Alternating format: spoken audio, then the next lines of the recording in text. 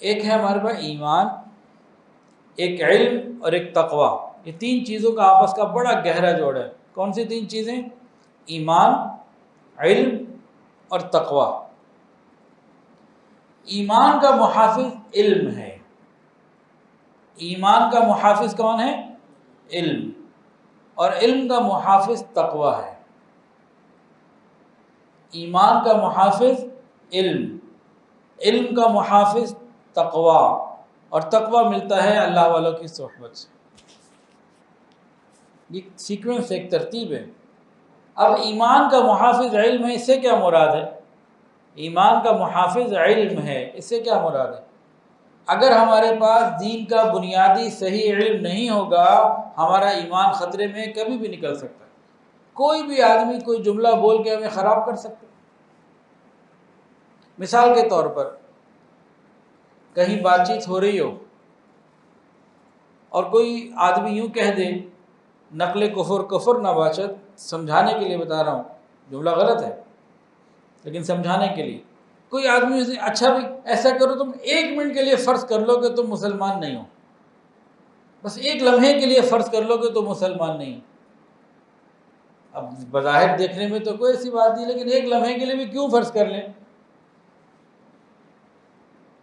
تو ایمان جا سکتا ہے۔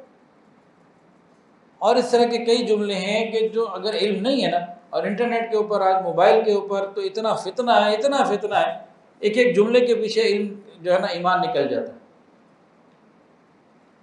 تو اگر علم نہیں ہوگا تو ایمان چلا جائے گا۔ جملے وہ بڑے خوبصورت ہوتے ہیں لیکن ایمان کے منافی ہوتے ہیں، ایمان کے بالکل خلاف ہوتے ہیں۔ تو ایمان کا محافظ علم ہے، علم اگر صحیح نہیں ہوگا تو ایمان کی حفاظت نہیں ہو سکتی۔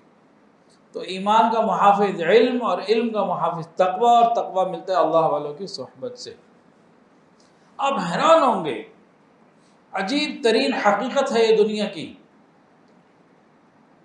دنیا کے اندر جتنے باطل فرقے آئے اس امت میں یا پچھلی امتوں میں، جتنے باطل فرقے آج بھی موجود ہوں، پچھلی امتوں میں جو آئے، آج سے پہلے جو چلے گئے، اور آج بھی جو موجود ہیں باطل فرقے، ان سب کے بانی عالم تھے۔ جاہلوں کے پیچھے کون لگتا ہے؟ کوئی علمی کتابی بات کرتا ہے، علمی حساب سے نکل کے آتا ہے تو پھر لوگ پیچھے آتے ہیں نا۔ جاہل کے پیچھے کون جاتا ہے؟ تو جتنے باطل فرقے ہیں، یہ علم، ان کے جو بانی ہیں یہ علم رکھتے تھے، لیکن وہ علم وبال تھا، معلومات ہوتی تھی، وہ تقوی نہیں تھا، وہ صحیح علم نہیں تھا، وہ علمی کتابی باتیں تھیں بس، اور کچھ بھی نہیں، اس کا تقوی سے اور عمل سے کوئی تعلق نہیں تھا۔